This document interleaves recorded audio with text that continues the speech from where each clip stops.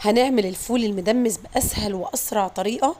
هنجيب الفول المدشوش من عند العطار وهننقعه 12 ساعة من الصبح بالليل أو من بالليل للصبح، وهنحط عليه عدس أصفر وعدس بجبة، وهنحط قوطة وبصلة وكم فص ثوم وكركم وبابريكا وكمون وكزبرة وملح، وهنقلبهم كويس كل المكونات في بعض، وننزل عليهم بالمية المغلية اللي هتغطيه بحوالي 2 سنتي، يغلي على النار. وبعد كده هدي عليه النار لمدة نص ساعة أو ساعة إلا ربع لحد ما يتشرب كده.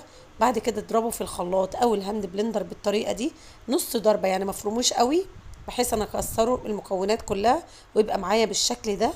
هيطلع مغذي ورائع، وفي اقل وقت اضيف اللي انا عايزه اضيفه: زيت زيتون، زيت حار، ليمون، طحينه، اي حاجه. كده بقى عندنا الفول المدمس باسهل طريقه واقل وقت، وبالهنا والشفا.